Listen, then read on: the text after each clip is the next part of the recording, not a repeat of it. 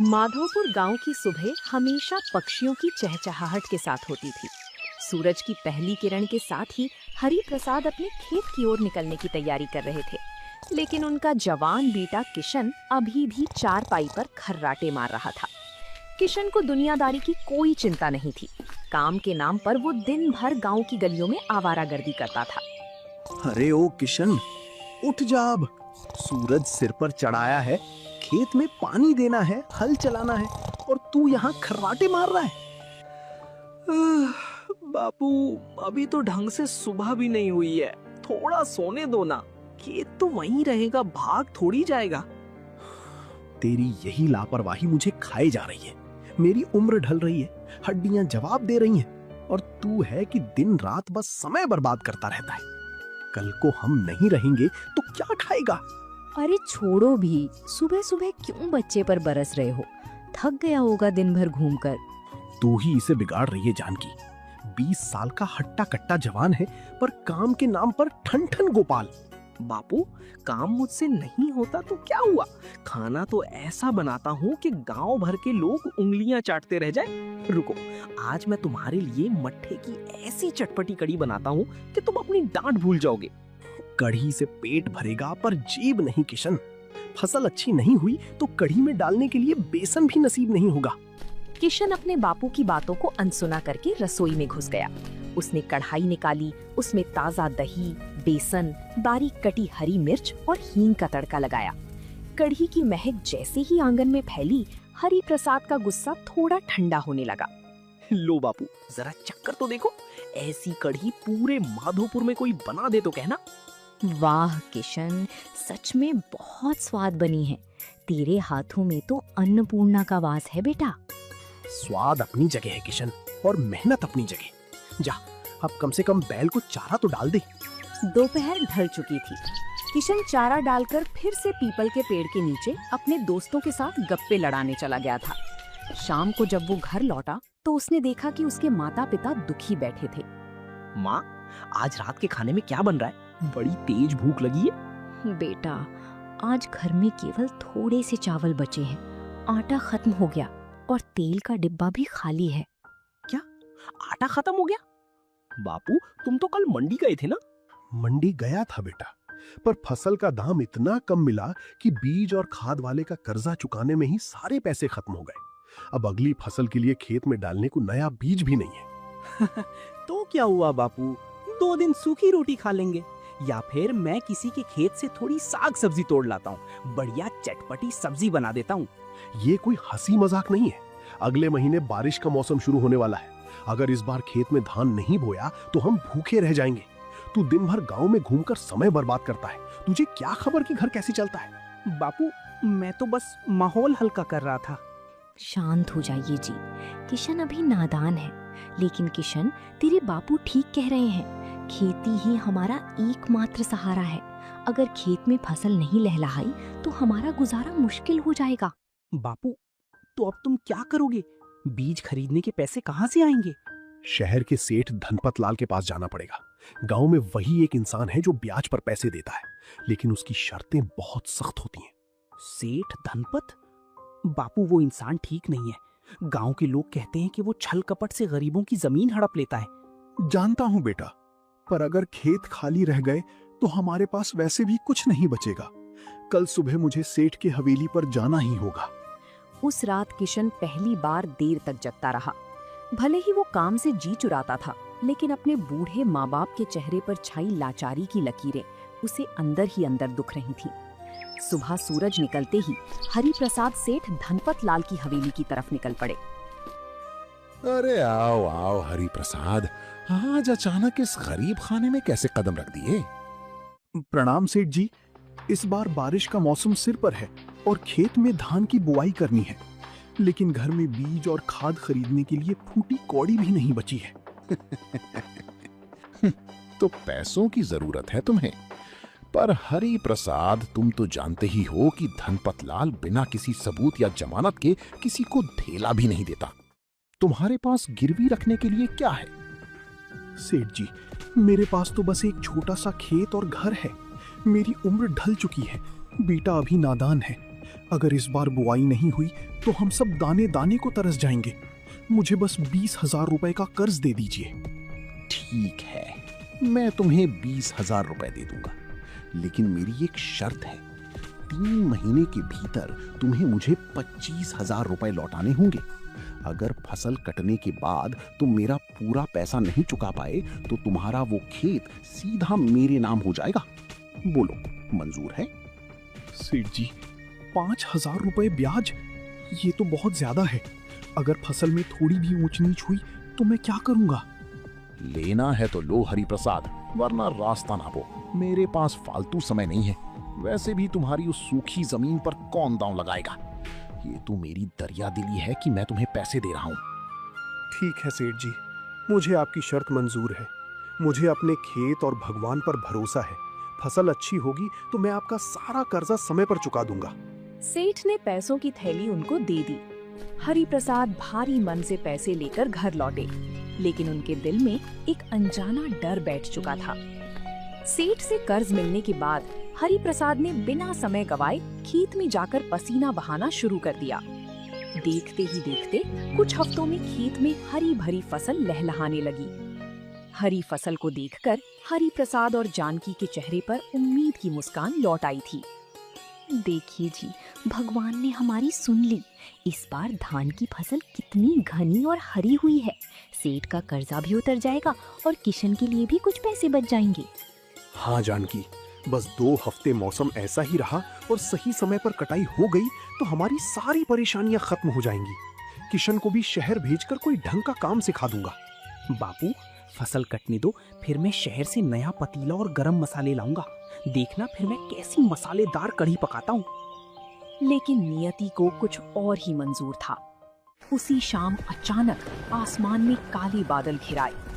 ठंडी हवाओं के साथ मूसलाधार बारिश शुरू हो गई। देखते ही देखते खेतों में पानी भरने लगा। हे भगवान, ये क्या अनर्थ कर दिया। रोक दो इस बारिश को, मेरी पूरी मेहनत पानी में बह जाएगी। हे प्रभु, दया करो। हमारे पास बस हमारी फसल ही एक सहारा है। गरीब पर इतना अत्याचार मत करो। बापू, शांत हो जाओ। बारिश है, थोड़ी देर में रुक जाएगी। तुम हिम्मत मत हारो। पूरी रात तेज बारिश होती रही। जब अगली सुबह सूरज निकला तो हरि प्रसाद खेत की ओर गया। वहां का नजारा देखकर उनके पैरों तले जमीन खिसक गई। पूरा खेत पानी में डूब चुका था और धान की ज्यादातर फसल मिट्टी में मिल चुकी थी। बस ऊंचे हिस्से में थोड़ी सी धान की फसल बची थी, जो पूरे परिवार का पेट भरने के लिए भी काफी नहीं थी। सब बर्बाद हो गया। मेरी मेहनत, मेरा पसीना, मेरे सपने सब बह गए। अब सेठ को क्या मुंह दिखाऊंगा? वो मेरी जमीन छीन लेगा। बापू, माँ, रो मत। हम कुछ ना कुछ रास्ता जरूर निकाल लेंगे। भारी बारिश के कारण फसल पूरी तरह बर्बाद हो चुकी थी। तय समय के अनुसार ब्याज और मूलधन वसूलने के लिए सेठ धनपत लाल अपने 2 आदमियों के साथ हरि प्रसाद के घर आ धमका। ओ हरि प्रसाद, बाहर निकल। बहुत दिन आराम फरमा लिया। अब मेरा 25,000 रुपए निकाल, वरना आज तेरी हवेली, मतलब तेरी इस टूटी फूटी झोपड़ी को नीलाम कर दूंगा। दया कीजिए सेठ जी, आपने तो देखा ही है, इस बार बेमौसम बारिश ने पूरा खेत बर्बाद कर दिया। हाथ में ढेला भर अनाज भी नहीं आया। मुझे तेरी फसल और मौसम से कोई लेना देना नहीं है हरि प्रसाद। मैंने तुझे पैसे फसल के लिए नहीं, ब्याज कमाने के लिए दिए थे। अगर पैसे नहीं हैं तो अभी के अभी अपना ये घर और वो जमीन मेरे नाम लिख दे। सेठ जी, हम पर तरस खाइए। अगर घर और जमीन छीन ली तो इस उम्र में हम कहाँ जाएंगे? तरस? धनपत लाल के बही खाते में दया शब्द नहीं लिखा होता। तू और तेरा ये निकम्मा बेटा क्या करेंगे, इससे मुझे कोई मतलब नहीं।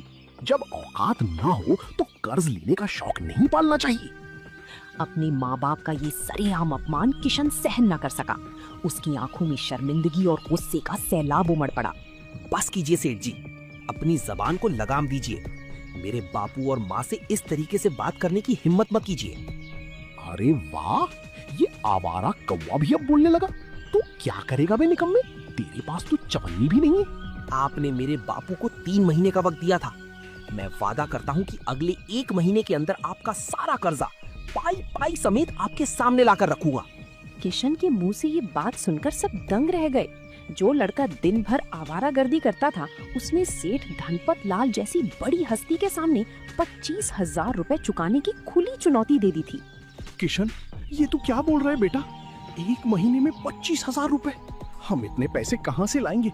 कोई चोरी थोड़ी ना करनी है। बापू, तुम शांत रहो। मैं कोई गलत काम नहीं करूंगा, पर अब बहुत हुआ। मैं अपने जीते जी तुम्हारा और माँ का अपमान नहीं होने दूंगा। सुन रहे हो भाइयों, ये आवारा किशन एक महीने में 25,000 रुपए देगा। ठीक है किशन, तेरी ये अकड़ मुझे पसंद आई। मैं तुझे पूरे 30 दिन का समय देता हूँ। सेठ जी, थोड़ा समय और बढ़ा दीजिए। इतने कम समय में एक दिन भी ज्यादा नहीं मिलेगा, पर मेरी एक बात कान खोल कर सुन लो। अगले महीने की इसी तारीख को अगर मुझे पूरे 25,000 रुपए नहीं मिले तो मैं पुलिस को लेकर आऊंगा। उसी वक्त तुम्हारा ये घर जब्त होगा और तुम सबको सड़क पर धकेल दिया जाएगा। शर्त मंजूर है सेठ जी। अगले महीने की इसी तारीख को आप अपने पूरे पैसे गिन लीजिएगा, पर तब तक हमारे घर की तरफ दोबारा पाँव मत रखिएगा। सेठ धनपत लाल अपनी अकड़ दिखाता हुआ अपने चमचों के साथ चला गया। किशन, तूने ये क्या अनर्थ कर दिया? एक महीने में इतने पैसे कमाना नामुमकिन है। अब तो हमारा बेघर होना तय है। बापू, मुझे मेरी लापरवाही के लिए माफ कर दो। मैं अब तक सो रहा था, पर आज सेठ की बातों ने मुझे जगा दिया है। आप मुझ पर भरोसा रखो, मैं अपना घर नीलाम नहीं होने दूंगा। मैं मेहनत करूंगा और पैसे कमा कर दिखाऊंगा। अगले दिन सुबह होते ही किशन गांव के पीपल के पेड़ के पास बैठकर अपने अगले कदम के बारे में सोच रहा था। 25,000 रुपए एक महीने में कमाना आसान काम नहीं था। तभी जानकी उसके पीछे आकर खड़ी हो गई। उन्होंने एक पुरानी सूती कपड़े की पोटली किशन की तरफ बढ़ा दी। ले किशन बेटा, इसे खोल कर देख। माँ, ये तो तुम्हारे सोने की आखिरी 2 कंगन हैं। बापू कहते थे कि ये तुम्हारी नानी की आखिरी निशानी है। तुम मुझे ये क्यों दे रही हो? घर और जमीन से बढ़कर कोई गहना नहीं होता बेटा। जब घर ही छीन जाएगा तो मैं इन कंगनों का क्या करूंगी? मुझे पता है तुझे खाना पकाने का बहुत शौक है और तेरे हाथ में स्वाद भी है। तू इन कंगनों को साहूकार के पास गिरवी रख और अपना काम शुरू कर। नहीं माँ, मैं तुम्हारे कंगन कभी नहीं बेचूंगा। बापू को पता चलेगा तो वो बहुत दुखी होंगे। बेच नहीं रहा है किशन, सिर्फ गिरवी रख रहा है। मुझे अपने बेटे पर पूरा भरोसा है।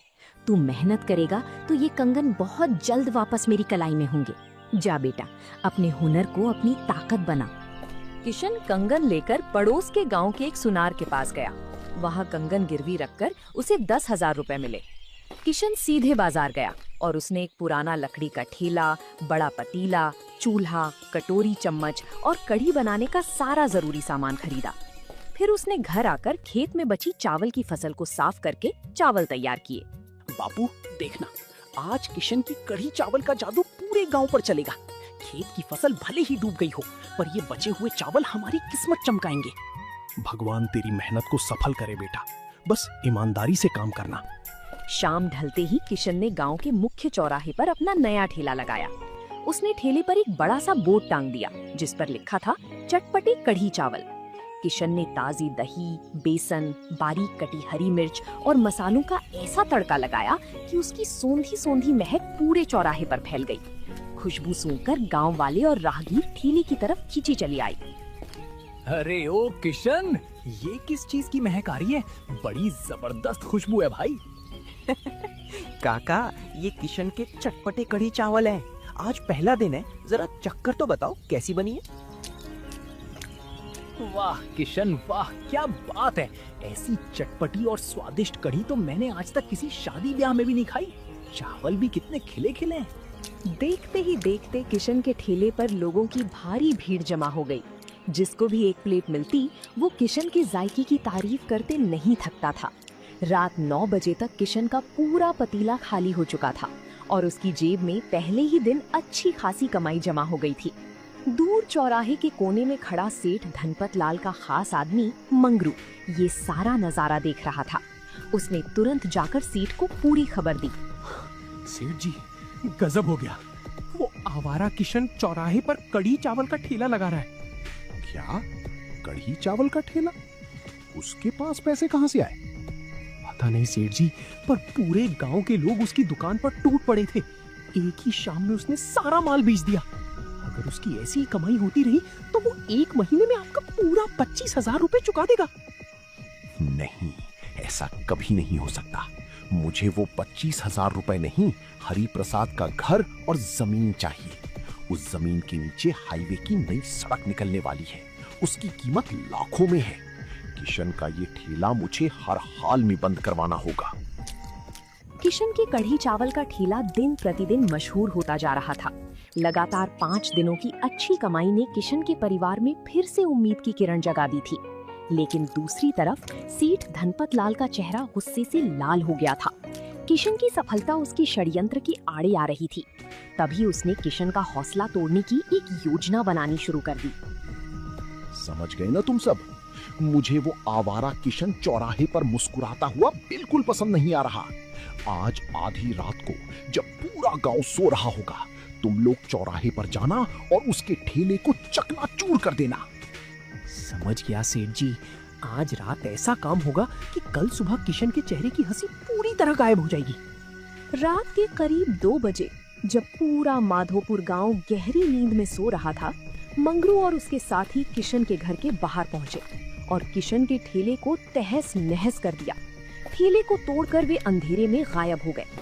अगली सुबह जब सूरज निकला, किशन हमेशा की तरह उत्साह के साथ घर के बाहर निकला, लेकिन वहाँ का नजारा देखते ही वो हैरान रह गया।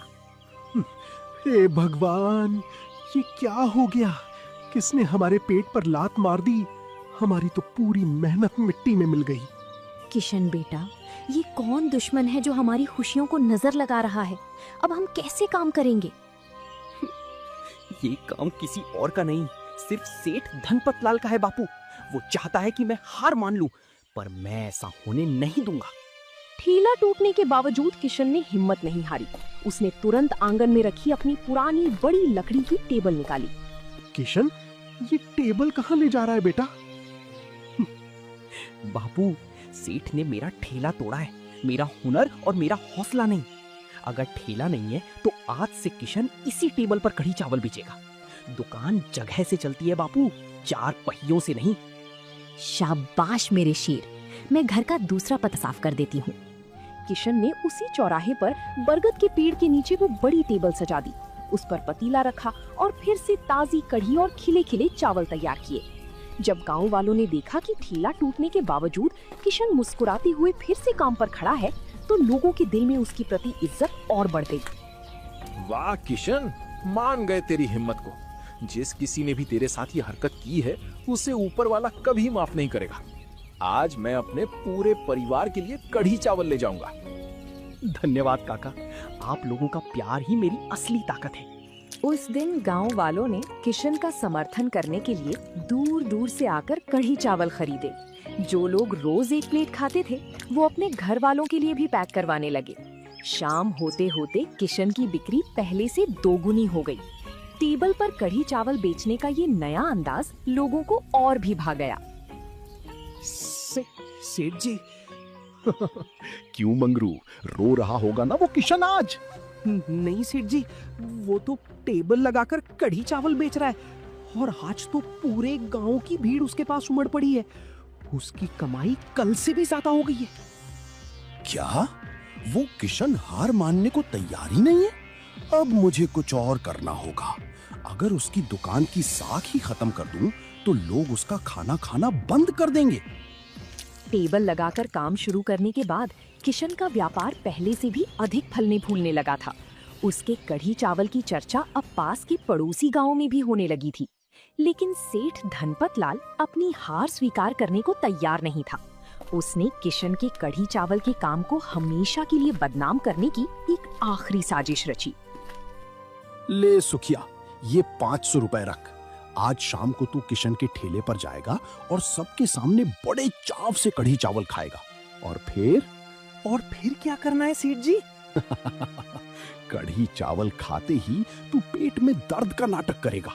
चिल्ला चिल्ला कर कहेगा कि किशन के कढ़ी चावल में मिलावट है, इसे खाकर तेरे पेट में भयंकर दर्द हो रहा है। बस फिर देखना, गांव वाले खुद ही उसकी दुकान बंद करवा देंगे, साथ ही उसे गांव से निकाल देंगे।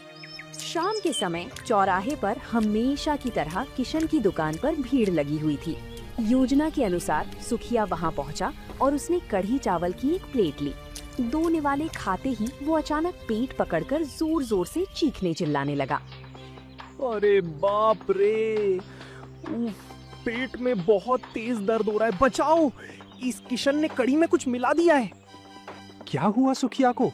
क्या सच में कढ़ी में कोई खराबी है? ये कैसे हो सकता है?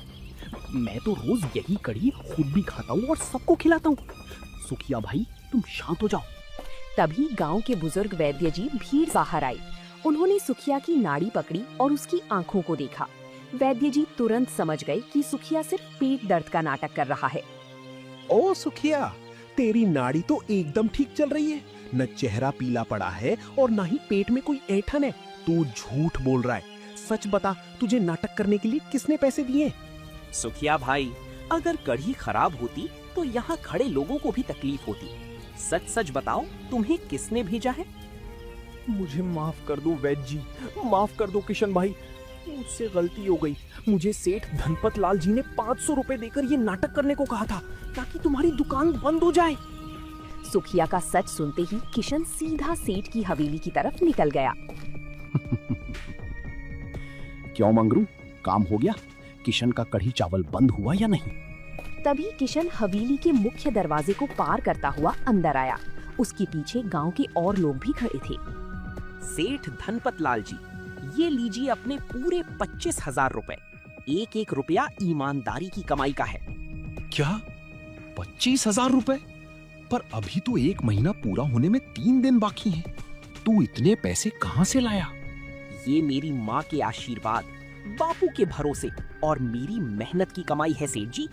आपने मेरा ठेला तोड़ा, मुझे बदनाम करने के लिए पेट दर्द का नाटक करवाया, पर सच्चाई और मेहनत को आप कभी नहीं हरा पाए।